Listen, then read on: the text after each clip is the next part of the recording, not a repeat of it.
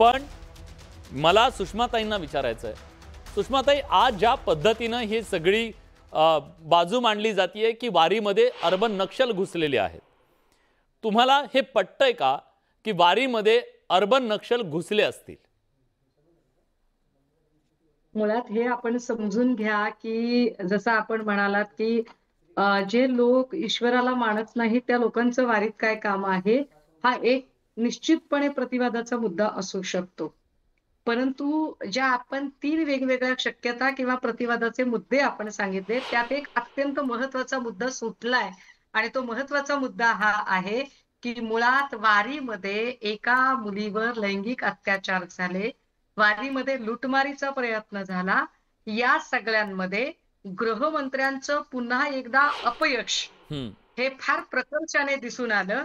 उघडे पडलेले गृहमंत्री हे जर म्हणत असतील आणि उघड्या पडलेल्या गृहमंत्र्यांच्या सरकारमध्ये असणाऱ्या एक आमदार जर म्हणत असतील की या वारीमध्ये नक्षली घुसलेले आहेत, तर हा सुद्धा पुन्हा सरकारचाच हा खरा तर पराजय आहे, पराभव आहे की कदाचित मग सरकारला समजत नाहीये. अजूनही इथल्या सरकारला गृहमंत्री म्हणून ती पकड अजिबात बसवता येत नाही. गृहमंत्री म्हणून ते सपशेल अपयशी ठरलेले आहेत. त्यांना मुळात स्वतःला काम करता येत नाही, वारीला सुरक्षा देता येत नाही, वारीतल्या ज्या आमच्या लेकीबाळी आहेत त्यांना सुरक्षा देता येत नाही. आणि जेव्हा ते अशा पद्धतीची वक्तव्य करतात त्यावेळेला हे गंभीर आहे की या राज्याच्या गृहमंत्र्यांना हे माहितीच नाही. अरे बापरे, ही तर केवढी मोठी बातमी आहे. मला वाटतं की या मुद्द्यावर कदाचित भाजपचे तमाम सो कॉल्ड प्रवक्ते आणि भाजप प्रायोजित राजकीय रोजगार हमी योजनेचे मजूर यावर चकार शब्दाने बोलणार नाही. परंतु नक्सली हा शब्द वापरताना जरा आपण मागचा इतिहास बघितला पाहिजे की जेव्हा दिल्लीच्या बॉर्डरवर शेतकऱ्यांचा मोर्चा धडकला त्यावेळेला भाजपच्या एका मंत्र्याने त्या शेतकऱ्यांनाच नक्सली म्हटले. हे फार विशेष आहे की जेव्हा मुस्लिम इथे आपल्या हक्काबद्दल बोलतो तेव्हा त्याला आतंकवादी ठरवा, आदिवासी जर आपल्या हक्काबद्दल बोलायला लागला तर त्याला नक्षली ठरवा, आणि जर समजा शेतकरी दलित यांची शिकलेली पोरं जर या संबंधाने भांडवली व्यवस्थेवर एक वैचारिक विचारमंथन शहरांमधून करत असतील तर त्यांना लगेच माओवादी किंवा शहरी नक्षली ठरवा. पण मुळात जे वैचारिक विचारमंथन करणारे लोक आहेत त्यांना तुम्ही वैचारिक प्रतिवाद का करत नाही आहात? मी हे विचारतो पण आपल्याला मला वाटतं की या चर्चेची सुरुवात जिथून झाली त्या मुळाशी जरा जाऊया आणि मनीषाताईंनाच विचारूया ना थेट. मनीषाताई, काल तुम्ही सभागृहामध्ये जो दावा केला की वारीमध्ये अर्बन नक्षल घुसलेले आहेत, हे नक्षलवादी घुसलेले आहेत, तुम्ही म्हणालात माझ्याकडे सगळे पुरावे आहेत.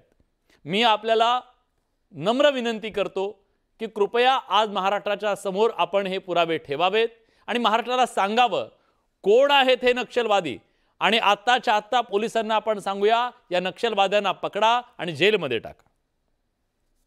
सर्वप्रथम तर मी आपले आभार मानते, आपण ही चर्चा ठेवली.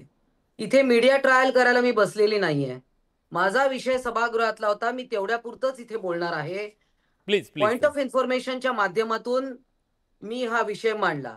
आता पॉइंट ऑफ इन्फॉर्मेशन मी का मांडला, कारण या विषयाची तक्रार स्वतः अनेक वारकरी संघटनांनी केली होती. असे अनेक वर्तमानपत्रांचे दाखले माझ्याकडे आहेत.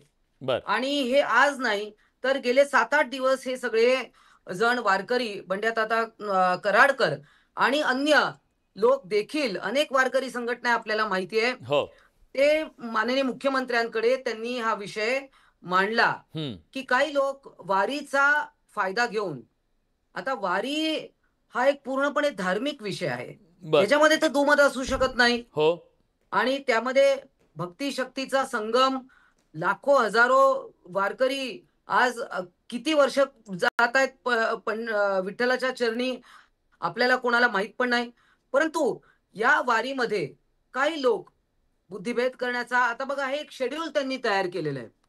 हे शेड्यूल कोणाचं आहे? जे वारीचं शेड्यूल आहे त्याप्रमाणे त्यांनी शेड्यूल तयार केलेलं आहे. आणि हे शेड्यूल जिकडे जिकडे वारी जाते तिकडे तिकडे ही मंडळी जातात, तिथे पथनाट्य करतात आणि तिथे त्या पथनाट्याच्या माध्यमातून काय करतात? आपण पथनाट्य नाही, आपल्या आपण डिटेल मध्ये पथनाट्यामध्ये काय करतात या गोष्टी देखील पेपरच्या वर्तमानपत्रांमध्ये आलेल्या आहेत आणि ते मग संत तुकाराम महाराजांनी खरंच असं म्हटलं होतं का, मग खरंच ते पुष्पक विमानामध्ये गेले होते का, मग खरंच ती भिंत खरंच उडाली होती का, म्हणजे अशा प्रकारच्या अशा आशयाचा म्हणजे ज्याच्यामध्ये संदेह निर्माण होईल, बुद्धिभेद होईल, अशा प्रकारचं वक्तव्य तिथे केलं जातं. आणि हे बघा, हा सगळा विषय स्वतः वारकऱ्यांकडनं अनेक नामांकित वर्तमानपत्रांमध्ये हे आलेलं आहे. आणि त्यामुळे माझं म्हणणं सभागृहामध्ये एवढंच होतं, बघा ही मंडळी आपल्याला दिसते आता इथे, कदाचित दाखवायचा प्रयत्न करते, पण ही सगळी मंडळी आहेत. बरं, या मंडळींवर अनेक लोकांवर तिथे आरोप आहेत.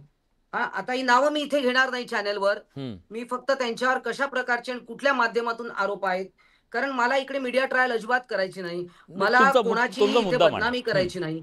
तर ते आम्ही मुख्यमंत्र्यांकडे दिलंय, उपमुख्यमंत्र्यांकडे दिलंय.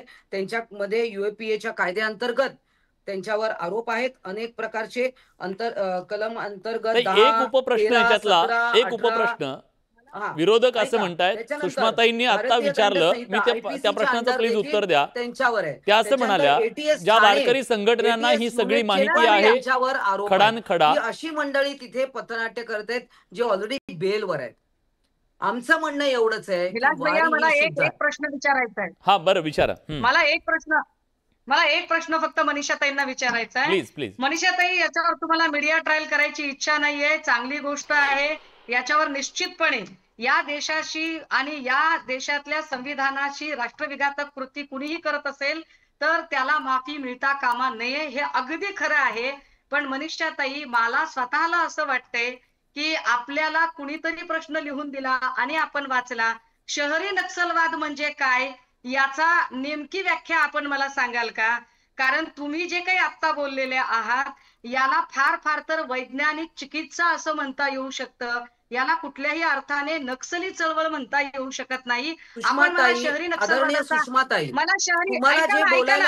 बरं, मी उत्तर घेतो. सुषमाताई, उत्तर घेऊया, आपण उत्तर घेऊया. मला वाटतं वाद नको, आपण उत्तर घेऊया. जे तुम्ही आता बोलताय ते तुम्हाला कोणीतरी लिहून दिलं असं मी म्हणू का? मला पूर्ण करू द्या. सुषमाताई, तुमचा प्रश्न कळला. मला पूर्ण करू द्या माझं म्हणणं पूर्ण करू द्या की मुळात शहरी नक्षलवाद म्हणजे काय हे मला एकदा तुम्ही स्पष्टपणे सांगा. दुसरं असं की नक्षलवादाची सुरुवात नेमकी कधी तुमच्याकडे येणार आहे, कुठे झाली होती एवढं तरी आपल्याला माहिती आहे का? म्हणजे मला समजेल की नक्षलवादाबद्दल तुम्हाला खरंच किती माहिती आहे आणि नक्षलवाद तुम्हाला किती कळलाय हे आमच्या लक्षात येईल. ठीक आहे ताई, उत्तर घेतो. दोन पाहुणे आहेत त्याच्याबद्दल बोलायला आपल्याकडे. 2 पाहुणे आहेत. आधी ताई तुम्ही उत्तर द्या, नंतर तुषार तुमच्याकडे येतो. त्यांनी सांगावं ना. मला ज्या विचारतायत तुम्हाला हे सगळं कोणी लिहून दिलं, तुम्ही आता मला विचारलात की हे तुम्हाला कोणीतरी लिहून दिलं आणि तुम्ही वाचलं, तर आता तुम्ही जे काय बोललात ना ते तुम्हाला कोणी लिहून दिलं, ते तुम्हाला कोणी लिहून दिलं ते सांगा. सगळ्यांना कळू दे महाराष्ट्राला. तुम्ही फार बुद्धिवादी आहात ना. ठीक आहे, उत्तर देते. चला, लगेच उत्तर दिलं पाहिजे. मनीषाताई कायंदे, आपल्याला कदाचित माहिती असलं पाहिजे की मी राज्यशास्त्र तुम्हाला कोणीतरी लिहून दिलं ते सांगा. मला तुम्ही विचारतात ना तुम्हाला कोणीतरी लिहून दिलं, मला बाकी पाहुण्यांना पण घेऊ द्या. आपण तू नको, प्लीज. ठीक आहे, कदाचित तुषार दामगुडे त्याचं उत्तर देतील. तुषार दामगुडे, महाराष्ट्राला हा प्रश्न पडलेला आहे, ताईंनी ते विचारलं, कोण आहेत अर्बल नक्षलवादी, कुणाला